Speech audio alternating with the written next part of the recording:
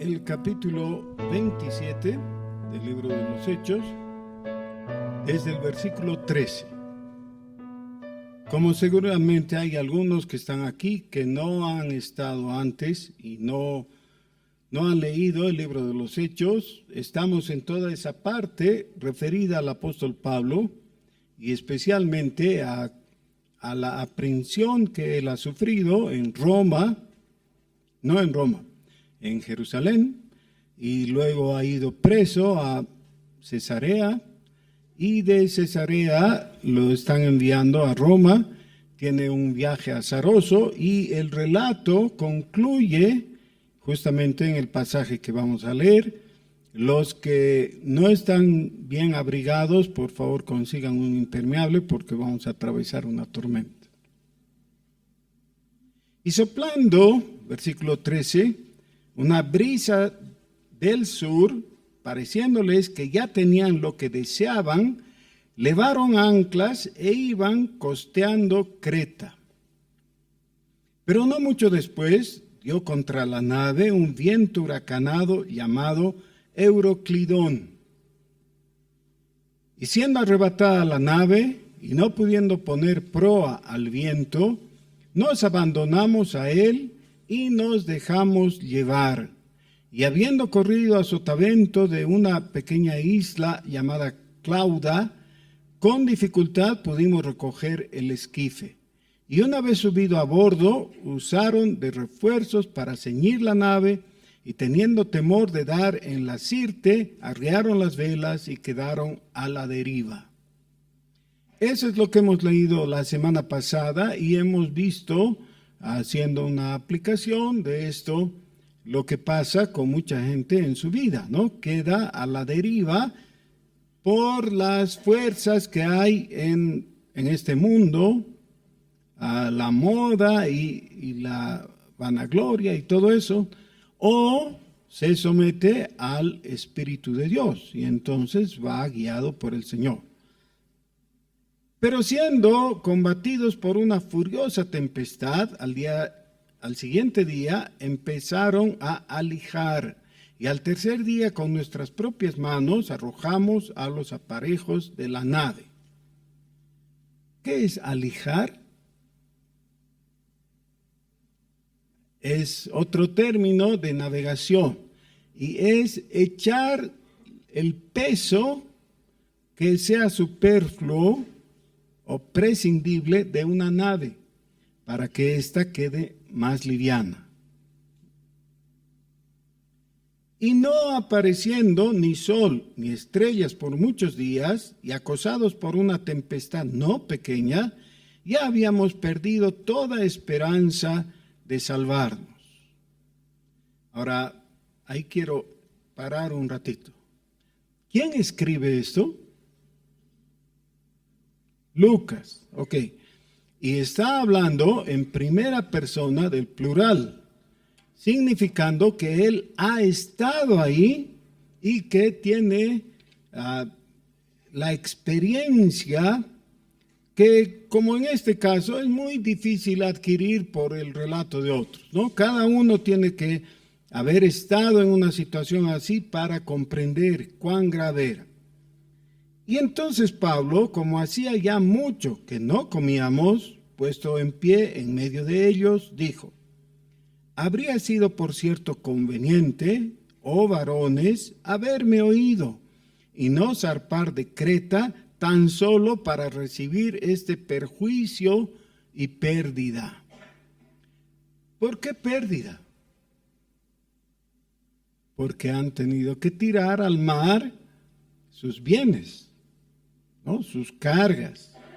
Algunos de ellos seguramente eran comerciantes, estaban llevando cosas, su mercadería, ¿ya? Pero si no, sus bienes personales. Pero ahora os exhorto a tener buen ánimo, pues no habrá ninguna pérdida de vida entre vosotros, sino solamente de la nave. Ahora, Pablo, ¿qué era? ¿Era un capitán de barco? ¿Era un almirante, algo así? No, era un preso. está viajando en calidad de preso, pero se anima a hablarles a todos, incluido su carcelero o el ocasional carcelero, que era un centurión, y al capitán de la nave y todos los demás, ¿no?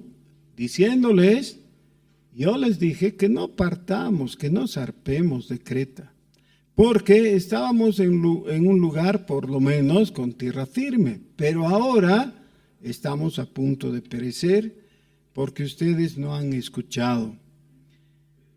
Fíjense que en el 20, Lucas dice que habían perdido toda esperanza de salvarse. O sea, la cosa está muy difícil. Está en medio de la adversidad. Ahora, para algunas personas que están acostumbrados a la adversidad, eso quizás no les parezca tan grave, pero para algunas otras, que generalmente han sabido manejarse en la vida y todo parece irles bien, cuando viene un momento en que parece que ya no pueden hacer nada, entonces se sienten perdidos y sienten que ya no hay esperanza de salvación. Pero el apóstol sigue hablándoles, no en calidad de apóstol ni de experto en navegación, simplemente parecería haciendo uso de su sentido común, pero nosotros sabemos que también lo está haciendo porque Dios lo está guiando, tal como lo va a aclarar más tarde.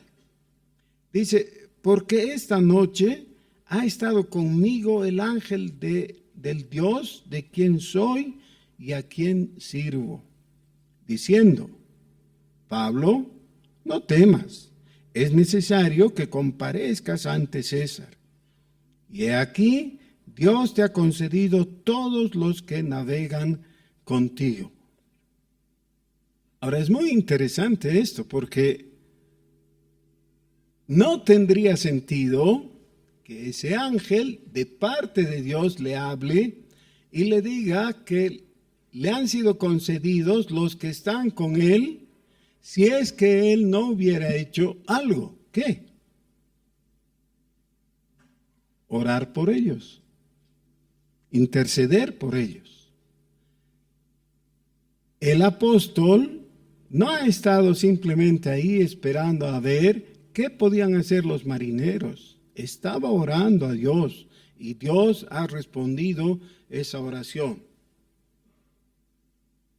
Por tanto, oh varones, tened buen ánimo, porque yo confío en Dios que será así como se me ha dicho.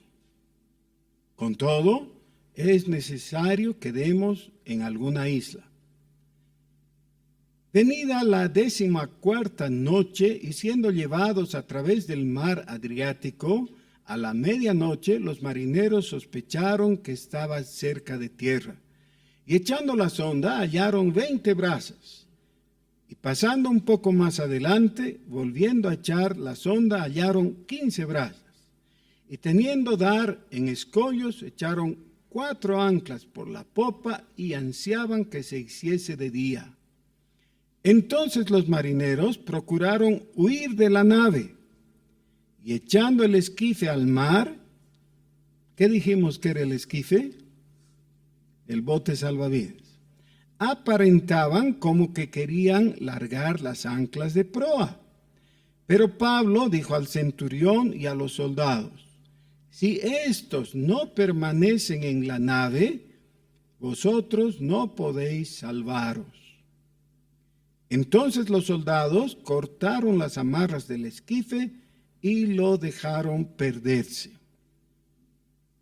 Noten por favor que la actitud del apóstol es de depender de Dios, confiar en el poder y la intervención de Dios, pero no por eso desatiende la necesidad de los elementos prácticos que se necesitaban para lograr salir adelante.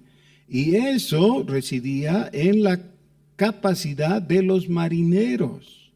Por supuesto, ellos tenían que esperar que los marineros maniobren adecuadamente la nave, y les dice a los soldados, si los marineros escapan, se van en el bote salvavidas, nosotros no vamos a tener chance porque no somos buenos marineros. Ahora, esto nos muestra un equilibrio útil para la vida cristiana. ¿Necesitamos depender de Dios? Sí.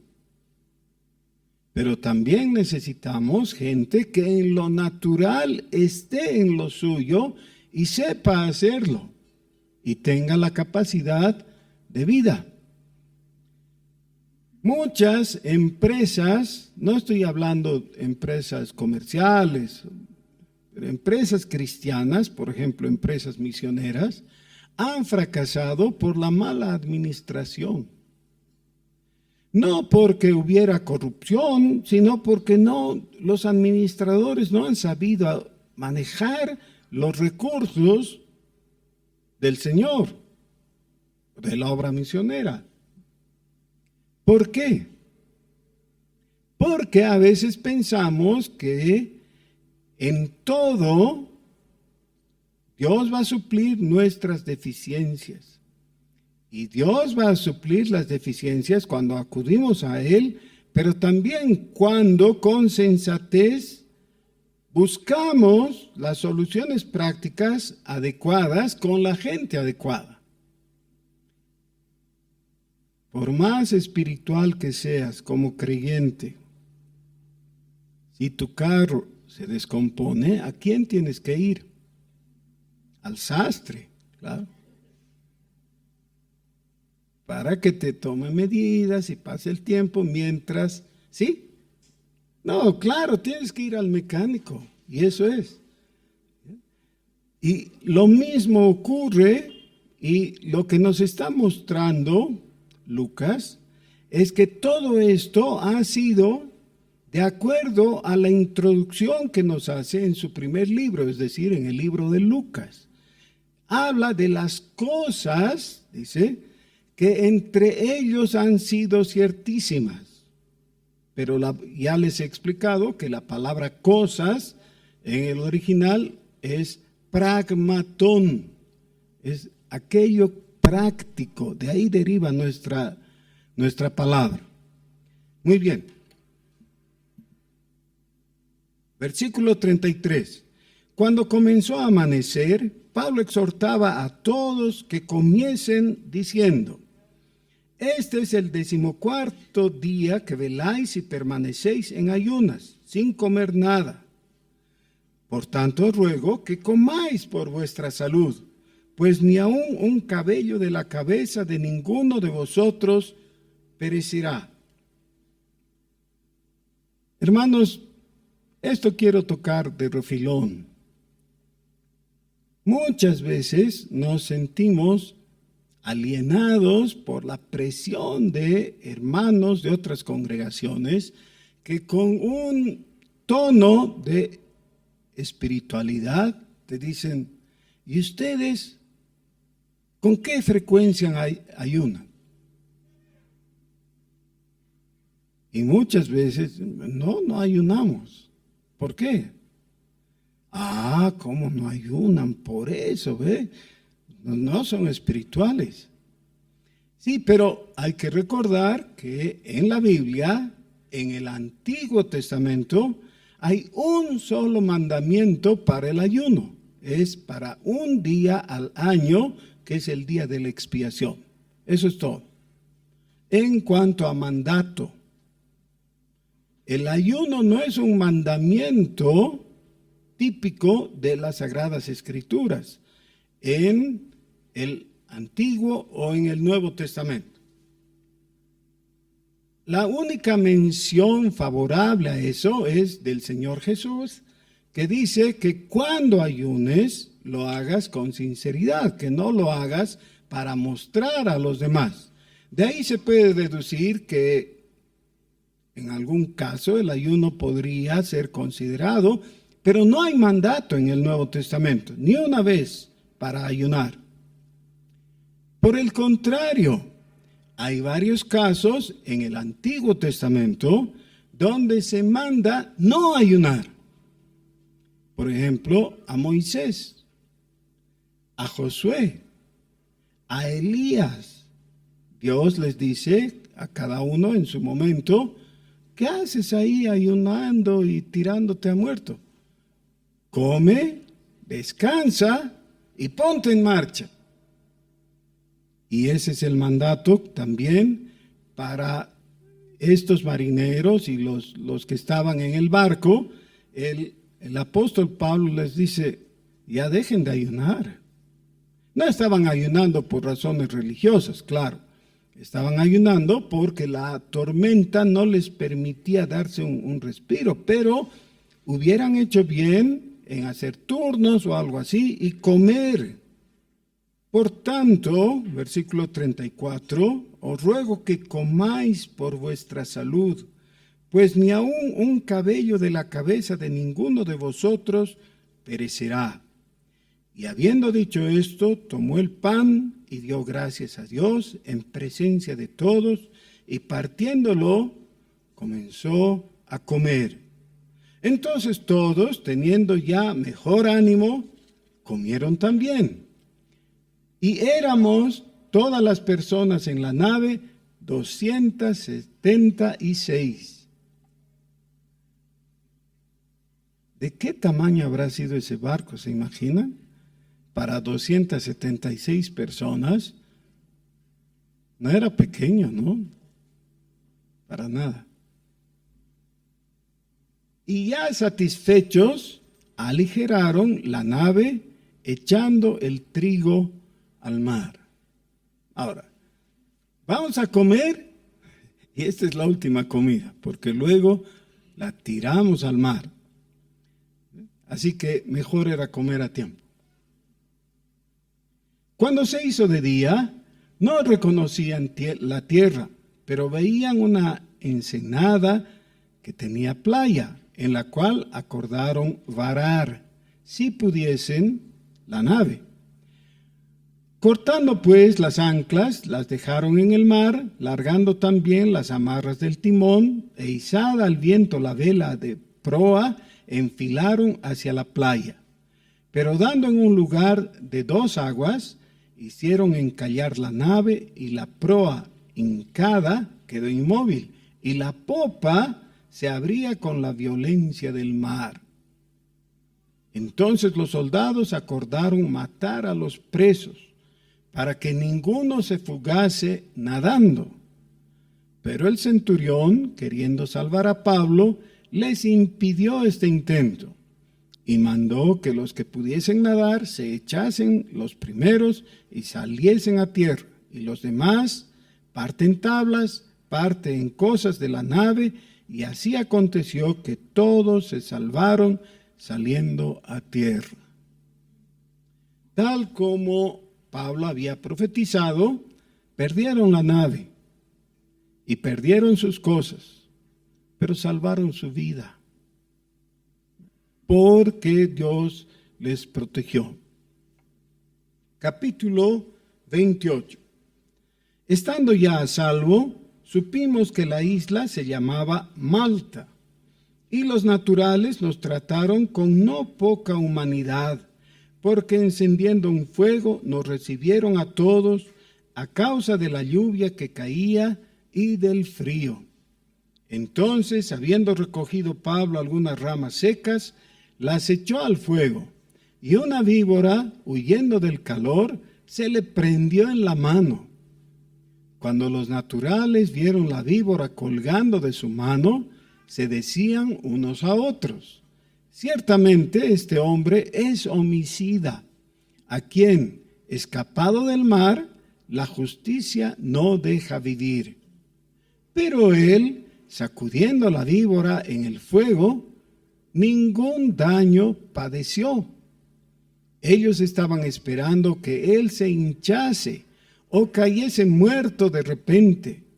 Mas habiendo esperado mucho y viendo que ningún mal le venía, cambiaron de parecer y dijeron que era un dios. En aquellos lugares había propiedades del hombre principal de la isla llamado Publio, quien nos recibió y hospedó solícitamente 3 días. Y aconteció que el padre de Publio estaba en cama, enfermo de fiebre y de disentería. Y entró Pablo a verle, y después de haber orado, le impuso las manos y le sanó. Hecho esto, también los otros que estaban en la isla tenían enfermedades y venían, y eran sanados, los cuales también nos honraron con muchas atenciones, y cuando zarpamos nos cargaron de las cosas necesarias. Lucas nos vuelve a llevar de la mano, a través de lo escrito en Hechos, a un campo complicado. ¿Por qué? Relata con sencillez, enfrentando el hecho sobrenatural. La sanidad de un enfermo por la oración y la imposición de manos siempre es algo de carácter sobrenatural. Es decir, si el enfermo sana, la única explicación es que realmente ha habido intervención sobrenatural sobre esa persona. Inmediatamente algunas personas hacen la pregunta de ¿y por qué en nuestros días no ocurren tales cosas? Dando por hecho que no ocurren. Y yo debo decir que están muy equivocados. Claro que ocurren. Claro que sí. De otra manera, ¿para qué oramos? Es decir, pidiendo por un enfermo, por ejemplo. Necesitamos orar y pedir por él, creyendo que Dios está escuchando y que va a hacer algo al respecto. Si no creemos, en realidad nuestra oración es una afrenta contra Dios.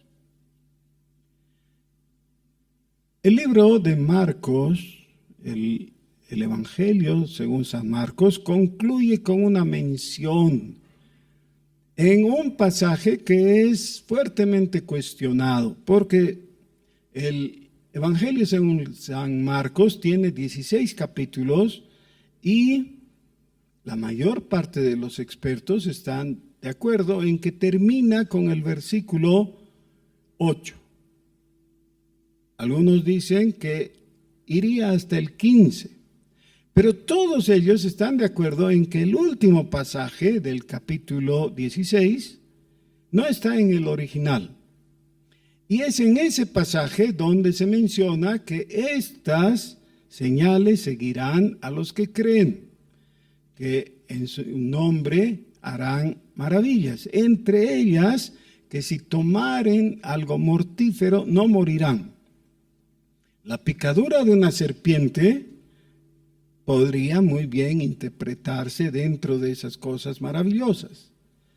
¿Por qué Pablo fue mordido por una serpiente? Seguramente venenosa, porque de otra manera no se hubieran sorprendido, ¿no? Y no murió. ¿Por qué?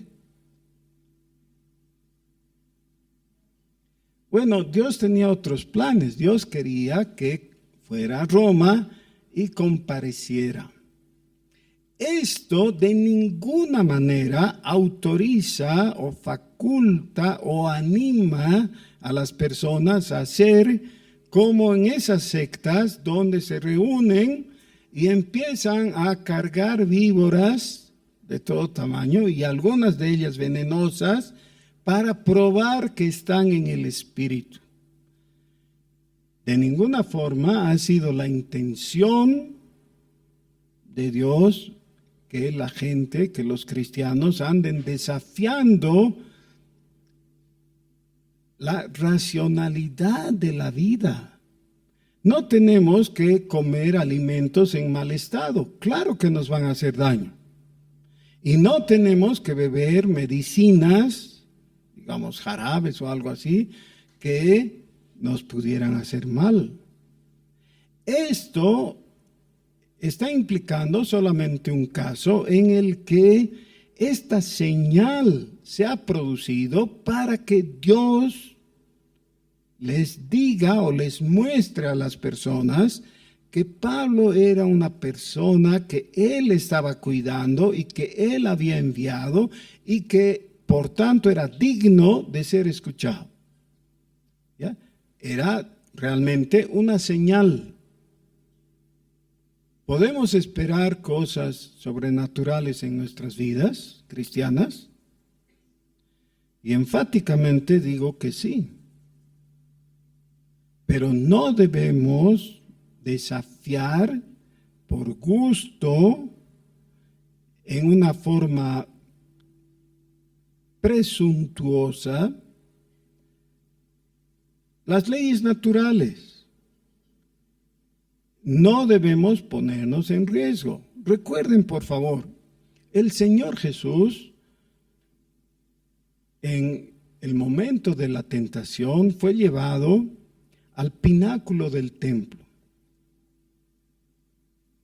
Dice que desde la parte más alta hasta el piso habían 70 metros de altura. Esa es una gran distancia. Nunca he ido a Jerusalén, así que no sé. Y el templo al cual se refiere ya no está tampoco, ¿no? Ha sido destruido. No importa si no son 70 metros, vamos a decir algo mucho menor, qué sé yo, 15 metros o algo así. Caerse de una altura así es suficiente para matarse, ¿no?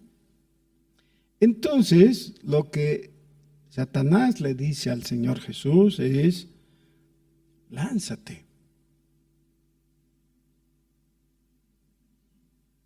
Eso no parece tener mucho sentido. Y entonces Satanás quiere engatusar a Jesús. Y le dice, porque la Escritura, y menciona el Salmo, ¿no? Dice que Dios va a enviar a sus ángeles para que te protejan, te cuiden y que no te des un porrazo. Es decir, que no quedes destruido al caer al suelo, ¿no? Para que tu pie no tropiece en piedra. Entonces Jesús se lanza y como Superman baja sin hacerse daño. ¿Sí?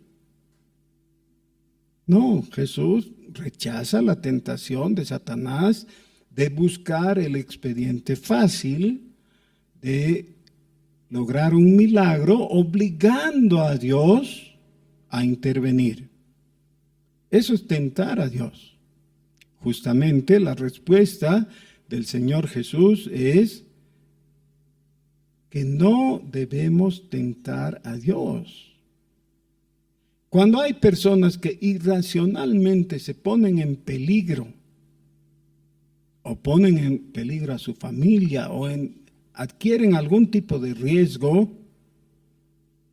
insensato, están pecando contra Dios al querer obligarle a hacer un milagro solo por satisfacer sus expectativas. Si me lanzo, Dios me va a tener que cuidar. No, Dios no tiene por qué hacer las cosas que tú le exijas. ¿Puedes vivir confiado en Él? Sí. Pero entonces también tienes que disponerte a obedecer lo que Él ha establecido. En este caso, ¿por qué Pablo no murió al ser picado por la serpiente? ¿Por qué no? Dios lo estaba cuidando. ¿Ya? Y está cumpliendo su promesa, pero él no había buscado ni desafiado a la serpiente ni nada así, simplemente está aprovechando el momento para confiar en Dios y se sacude la serpiente y la tira al fuego. Entonces se abre una puerta, porque el principal de la ciudad les recibe y el papá de este hombre es sanado por la imposición de manos. Otra vez, ¿qué es lo que nos está queriendo mostrar Lucas?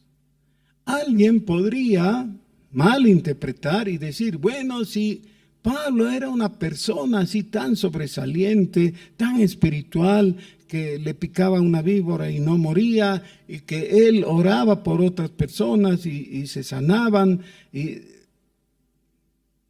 ¿Por qué en primer lugar no evitó la tempestad? Tal vez, según la usanza de algunos en nuestros días, podría haber dicho, decreto que no haya tempestad. ¿Qué les parece eso? Sí, porque eso de decretar para el hombre no es dado por Dios. Los únicos decretos que menciona la Biblia en ese sentido son los de Dios mismo. Y solamente hay dos decretos: el decreto de creación y el decreto de redención. Son decretos divinos. El hombre no está llamado a decretar nada. Si quieres milagros, la cosa no es decretar o declarar o no sé, cualquier palabra que quieras usar. Lo que necesitas es con humildad acercarte a Dios y rogarle. Porque el que se humilla será enaltecido. Pero el que se pone orgulloso, el que se enaltece, será humillado. Dios puede hacer milagros en tu vida. Sí, pero esa es la forma. La forma es acudir a Él con confianza y conociendo su voluntad, obedecerle. No tratar de torcerle el brazo. Entre paréntesis, ¿se puede torcer el brazo a Dios? No respondan tan rápido. Tómense un poquito de tiempo. ¿Se podrá torcerle el brazo a Dios?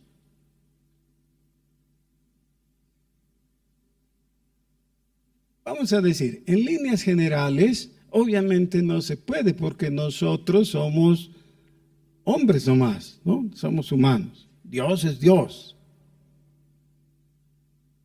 Pero se puede. ¿Pueden recordar algún hombre que le torció el brazo a Dios? Jacob.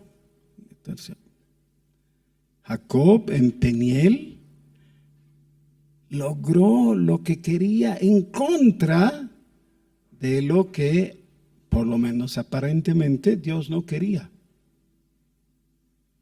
Dios se le apareció en forma de un ángel, así que seguramente era el Señor Jesús.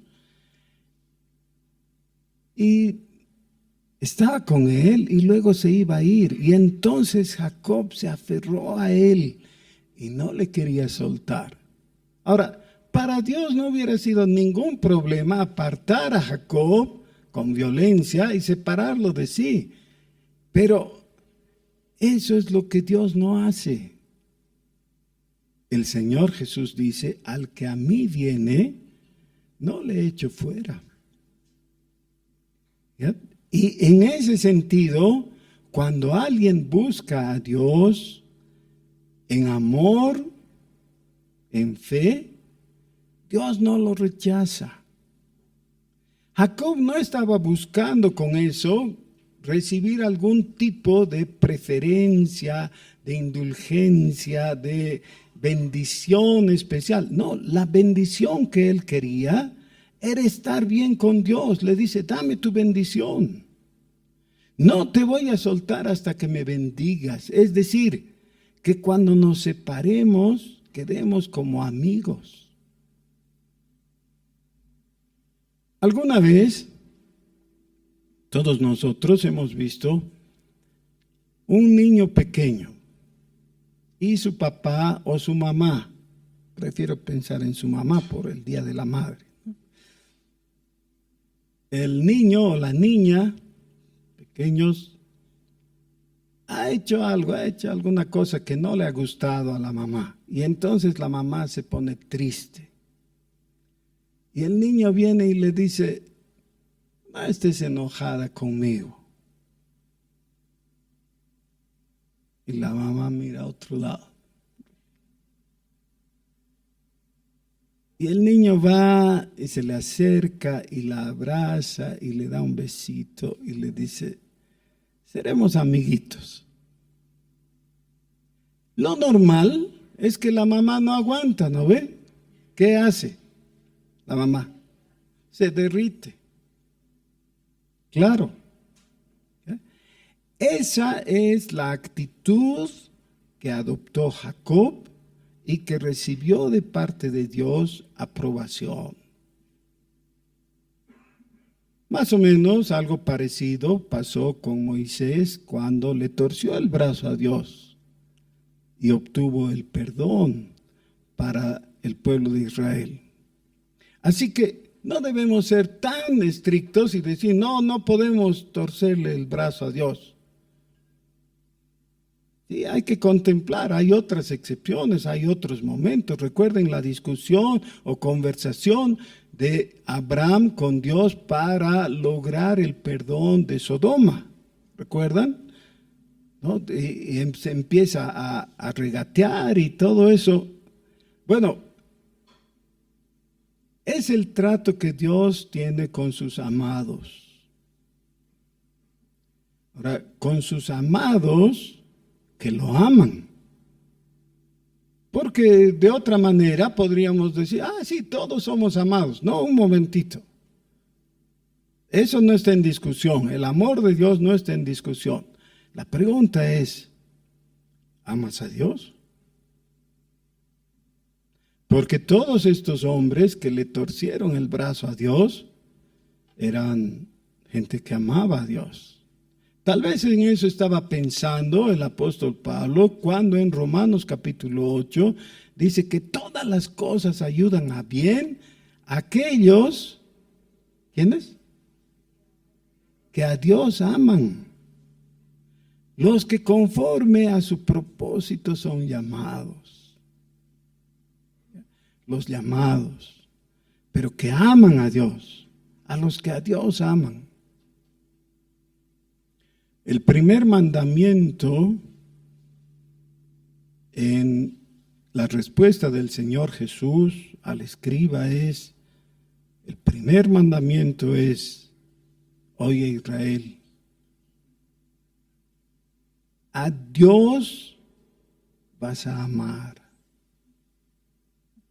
Ama a Dios.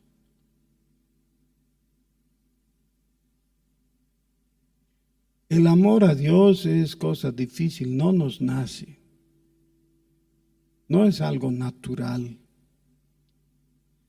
Pero se genera en la reflexión de las personas que contemplan su amor por nosotros en el Evangelio. ¿Qué es lo que puedes hacer para amar a Dios? Es muy sencillo. Tienes que exponerte al Evangelio. El Evangelio, que es la buena noticia de salvación, es la buena noticia del amor de Dios por nosotros, es aquello que va a producir en nosotros la vida interior, espiritual, que se va a plasmar en, primero, fe y segundo, amor. Alguna vez he mencionado que mi versículo preferido en los Salmos es Salmo 116, 1. Amo a Jehová, pues ha oído mi voz y mi súplica. ¿Podrías repetir conmigo y hacer tuyas mis palabras o las palabras del Salmo? Salmo 116, 1. Amo a Jehová, pues ha oído mi voz y mi súplica. Y ha oído. Amo a Jehová. Amo a Jesús. Amo a Jesús cada vez que recuerdo y pienso que Él no se ha bajado de la cruz y nos ha mandado al infierno y listo. Él ha permanecido en sufrimiento por amor a nosotros. Claro que amo a Jesús. Y ahora en la Santa Cena vamos a recordar su muerte y su resurrección. Y nos vamos a alegrar en su victoria. ¿Por qué estoy mencionando todo esto? Porque creemos en el Dios de la Biblia. Creemos en el Dios que actuó en los días de Pablo y que actúa en nuestros días. Es el mismo Dios, está aquí presente, no ha cambiado, es todopoderoso, lleno de amor. Aquí está.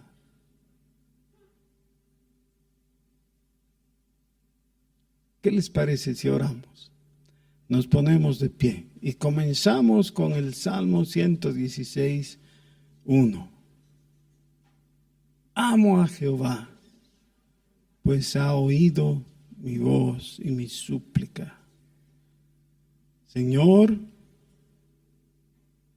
todavía estamos en las páginas del libro de los Hechos.